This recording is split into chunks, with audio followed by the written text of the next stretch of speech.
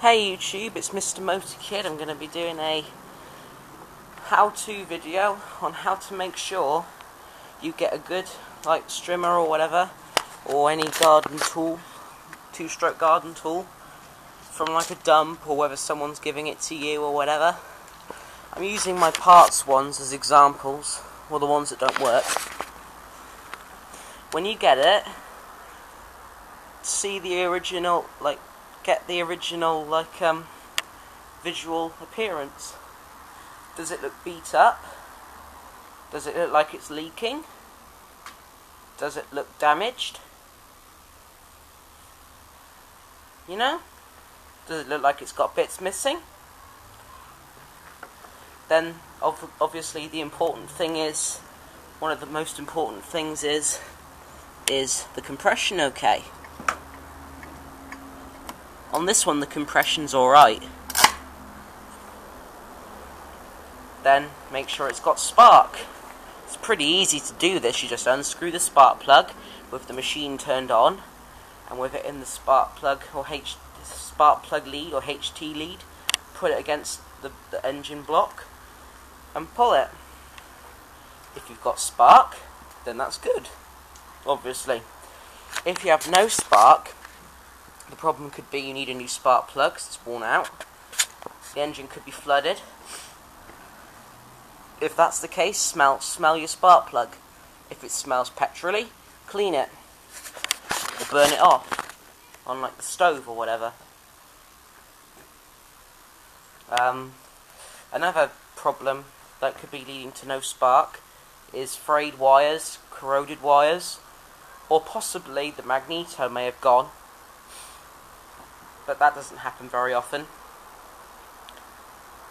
If all that's okay, then put a bit of petrol in the carb or some WD-40. Never use starting fluid in a two-stroke unless it's in very small amounts, because it offers no lubricating effects whatsoever, and your piston will be scored in no time. And then it's time to throw it out for good, unless you seriously want to spend a lot of money on it to rebuild the engine. So yeah, use WD-40 for starting fluid, put it in the cylinder or in the carb, pull it until it runs, or fires at least. Then you'll know it's worth saving. Check for a clogged exhaust, take the muffler off, and check if there's loads of carbon there. Old two-strokes tend to build up lots of carbon as they run, even some new ones do. If that's the case, use an air compressor to blow it out. That was me shutting the door. Or use a screwdriver, burn it out if you've got a blowtorch. But be very careful not to scratch the piston. Now, the case of carb problems. If it just starts and dies, or seems to flood, or there doesn't seem to be fuel getting in there, then it's probably the carb that's the problem. This one happens to be a Walbro. So what you do is you just you take it off and take the bottom piece off to have a look at the diaphragm. It shouldn't be ripped or have a hole in it or whatever, and it should be soft. Sometimes they harden on old machines, and then your machine won't run because it works like a fuel bowl in a four-stroke carb. It lifts up and down on the metering lever from the engine suction or vacuum or whatever, and lets in and out fuel. And when it gets hard, it won't move properly. So your engine will either keep on flooding, or it won't get any fuel. These gaskets here, they tend to go missing easily if you've if someone's took it apart, because a lot of them are clear. What else can happen? They can rip or break or whatever. If it's got a primer bulb on here and it's not working properly, chances are the little seal filter things have got a fibre or a hair on them or something, and they don't seal properly. Or probably the primer's just got a puncture in it. Check the fuel lines. Sometimes they harden on old machines and they don't suck in fuel properly. They can get pinched, like that one is down there, and obviously they can just crack or break. Check the recoil spring. this one doesn't work properly, and someone's tried to replace the handle. The problem with this one is the recoil spring, for some reason, won't sit properly, so when you pull it, won't sit in there properly, so when you pull it, it moves out of place, and then it doesn't, doesn't go back in, so you can't start it. Now for serious engine problems. If you pull it and it's got no compression, probably the cylinder's scored.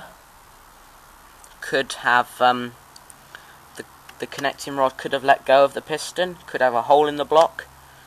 If it's got a blown crank seal, your engine absolutely will not run, or it might just run for a few seconds, or not idle properly, or stuff like that. If that's the case, even though it's just a little piece of rubber, I'd throw it away, because you have to take the whole engine apart and all sorts. Sometimes the gaskets that hold the engine together can get hard, or in a very rare case, it could have rod knock, and if that's the case, the owner probably didn't put oil in, or they've abused it, because these should never develop rod knock unless they're very tired, because they've been used like every day for like 10 years. So hopefully this has given you an insight on how to look for a good two-stroke garden tool that's second hand. Anyway, now I'll see you next time. Oh, I forgot one thing. If anyone is wondering how to get rid of that bog if you rev your engine, like when you rev it just goes whoa and just dies, or it doesn't accelerate very fast, chances are your carb needs adjusting. But some of the more modern ones come with little caps on the carburetor adjustment screws. These don't have them because these are old ones. So what you do is you just pry them off with your with little pliers or whatever, or a screwdriver without bending the screws, and then adjust them, make them richer until you get rid of that bog.